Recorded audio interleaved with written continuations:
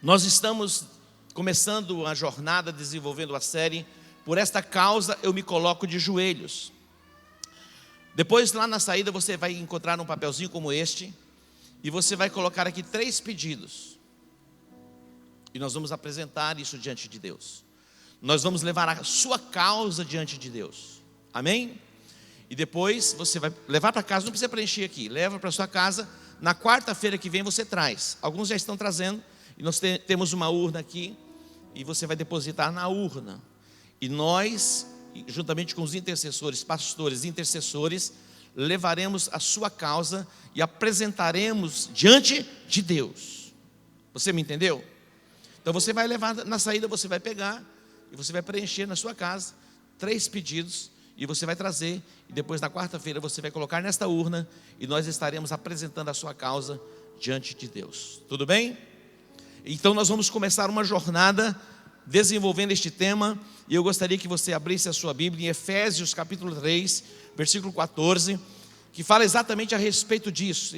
Esta série está baseada neste versículo.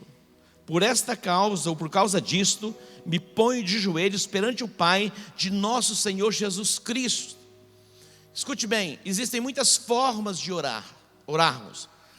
A oração é como que uma conversa, não é algo repetitivo.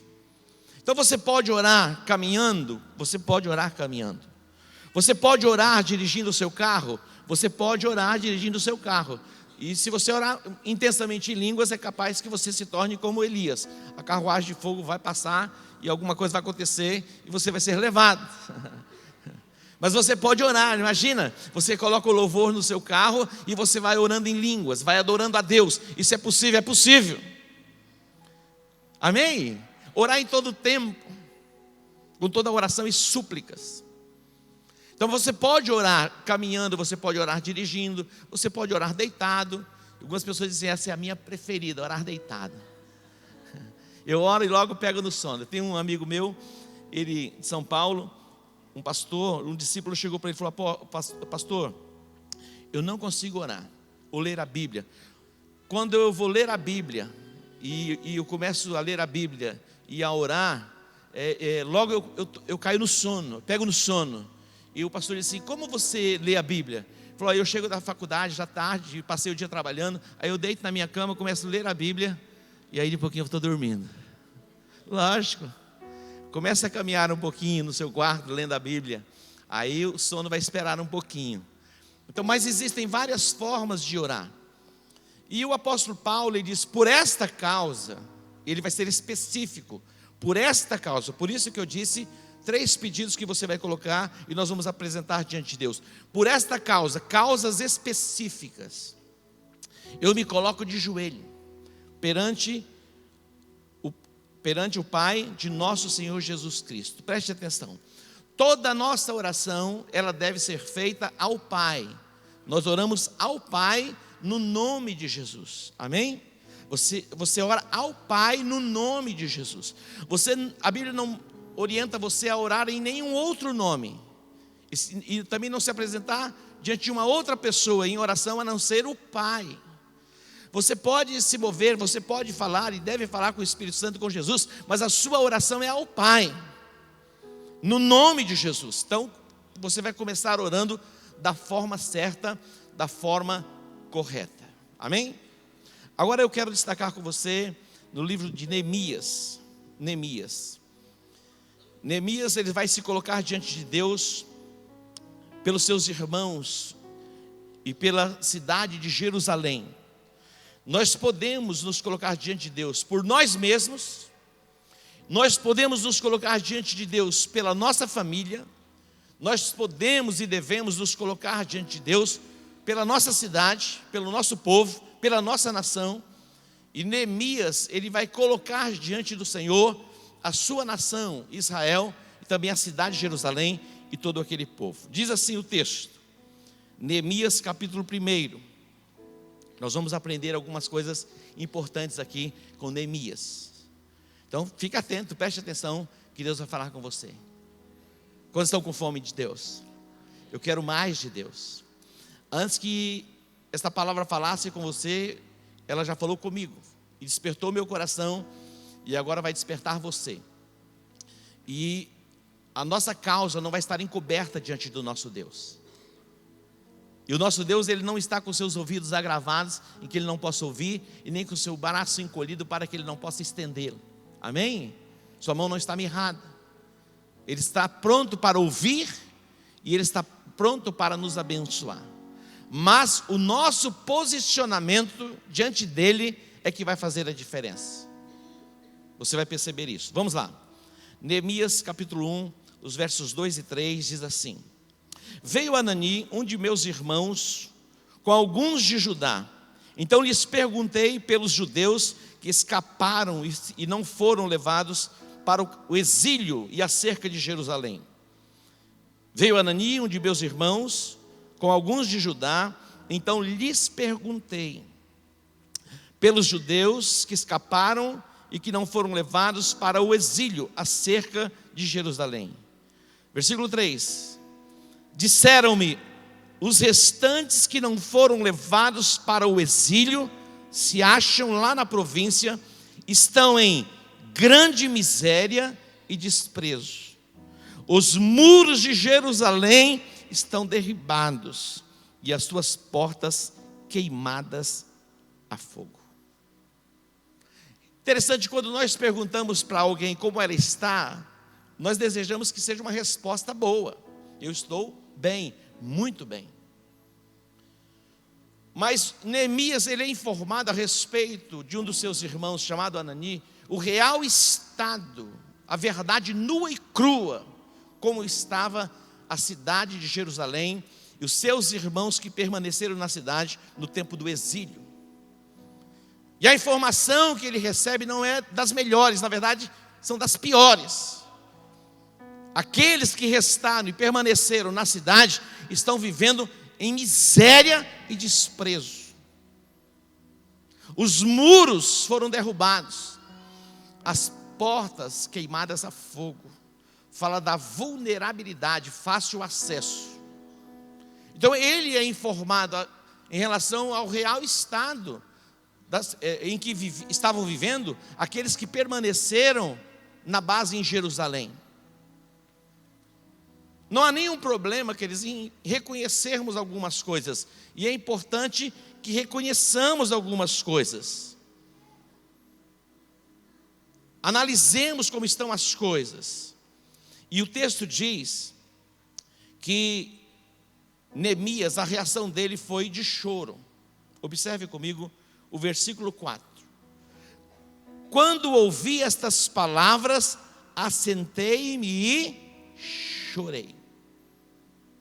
Não é ignorar, fazer de conta que não está tendo dor. Não é ignorar, fazer de conta que não há desprezo, não há vergonha, não há opróbrio. Não é ignorar que vai resolver o seu problema. Nós vamos aprender a respeito disso. Nós sabemos que nós não nos movemos por vista, nós nos movemos por fé.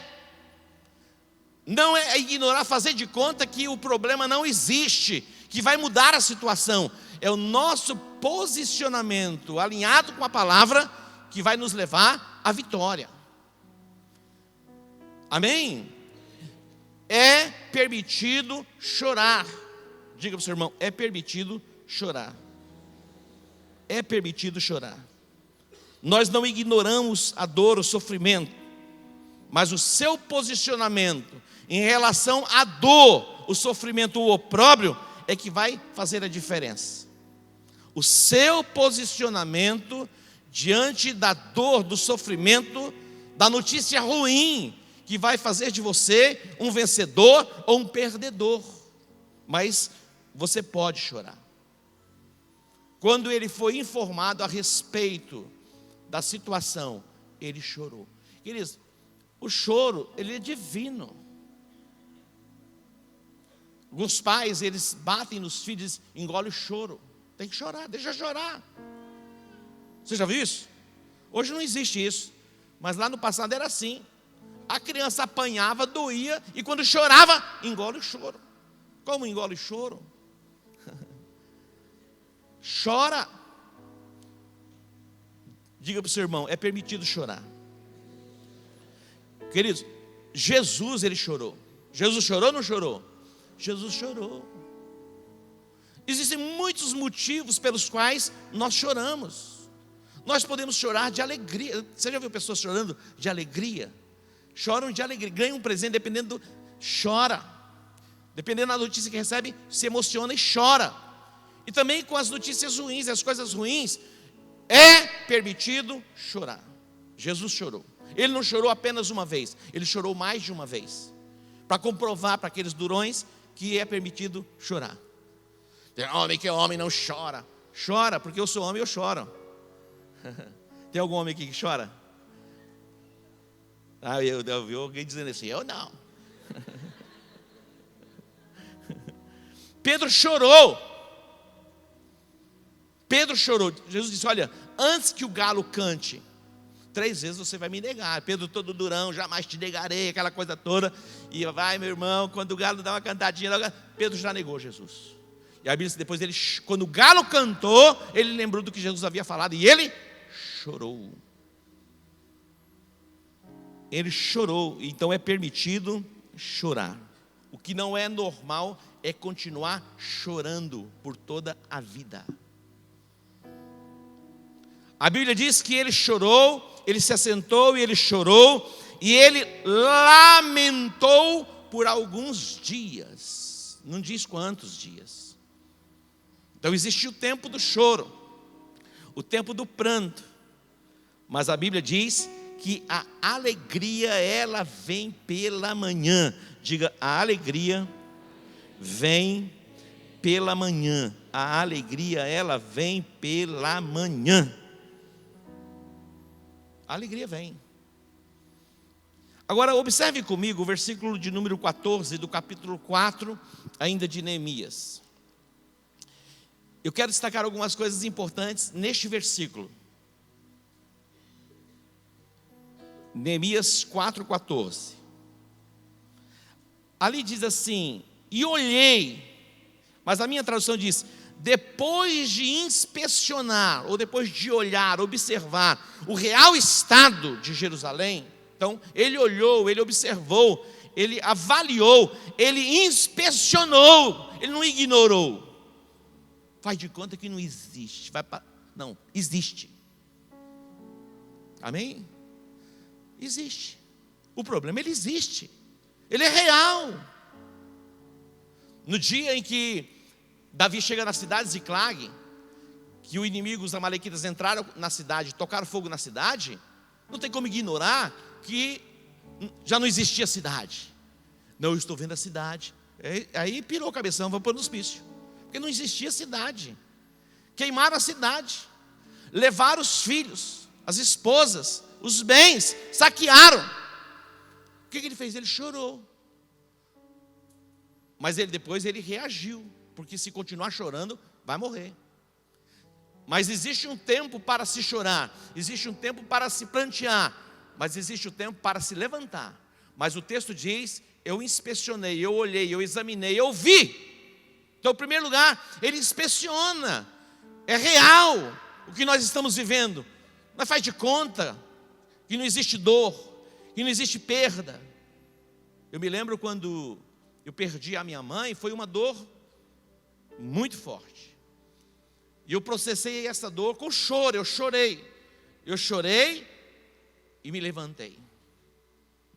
O choro veio e durou uma noite, mas a alegria veio pela manhã.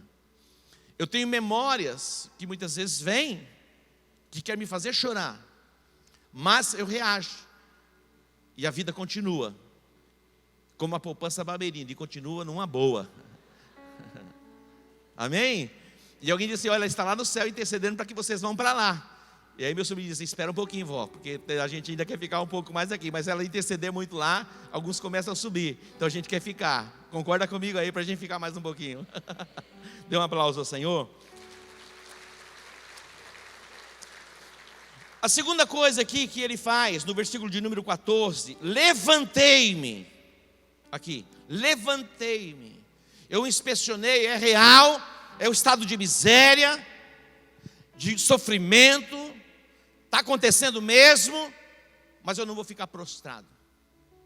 Eu já chorei, já me derramei, já pranteei, já lamentei, inspecionei, é real. Não estou ignorando que não exista dor. Mas, em segundo lugar, diz, me levantei. Fala de posicionamento. Diga, posicionamento. Quando Pedro e João subiam ao templo, lá estava um paralítico. Ele diz o quê? Levanta e anda.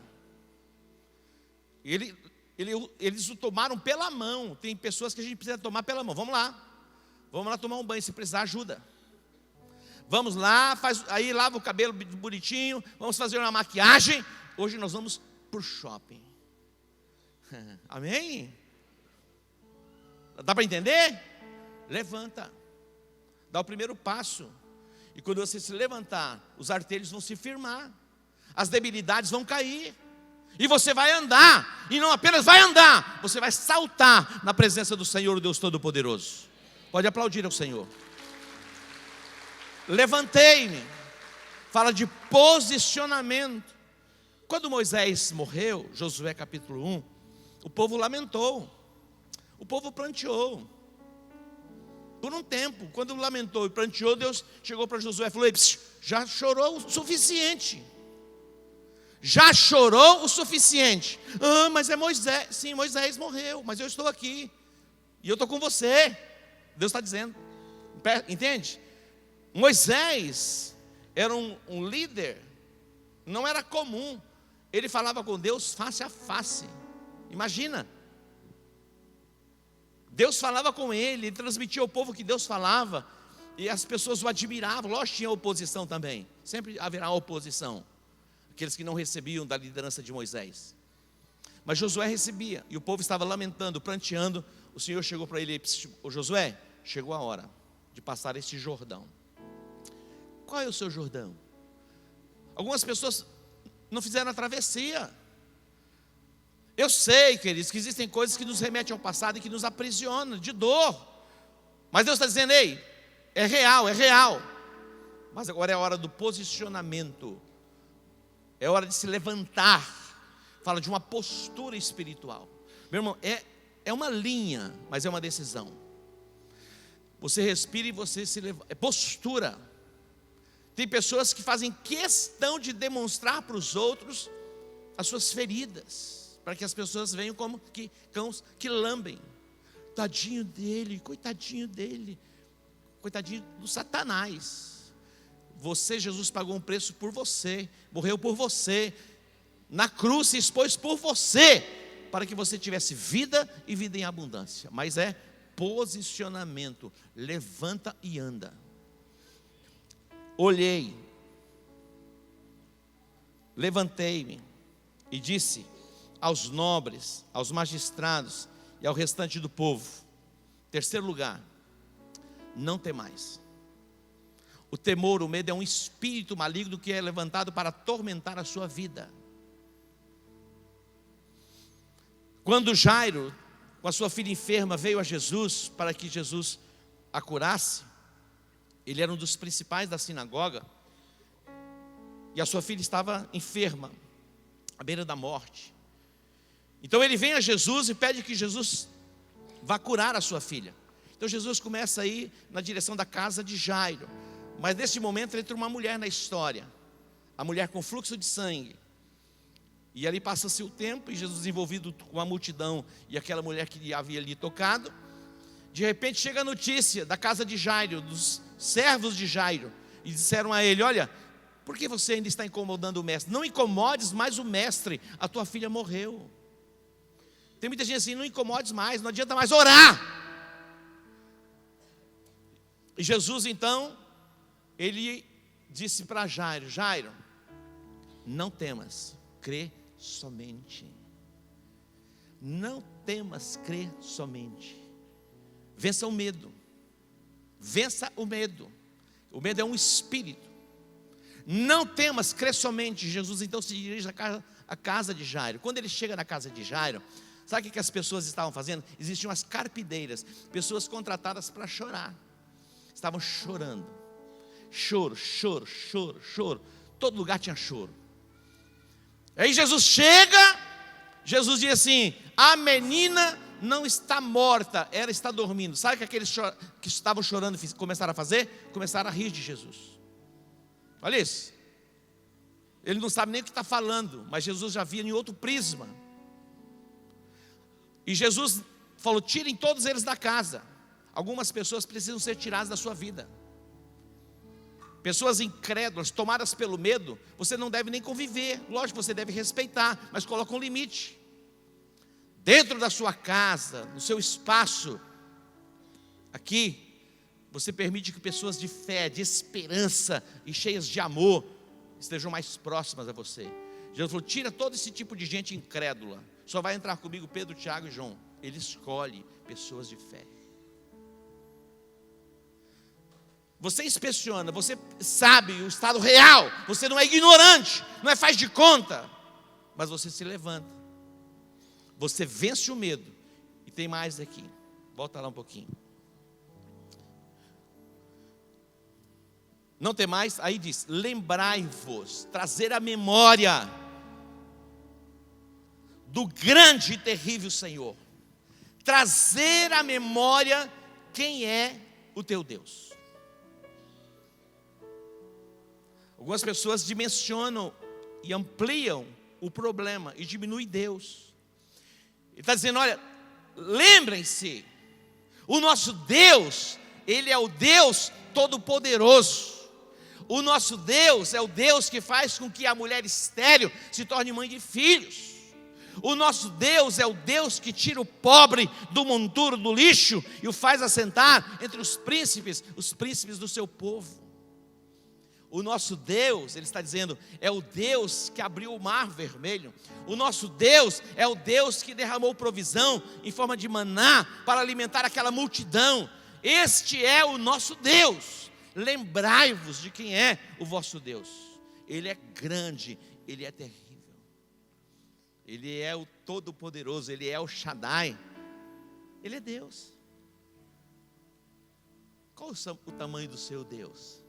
Muitas vezes nós colocamos o problema como se fosse maior do que o nosso Deus. O nosso Deus é grande, forte e poderoso. E não há Deus como o nosso Deus.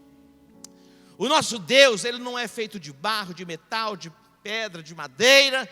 Não, o nosso Deus é o Deus invisível, mas é o Deus real.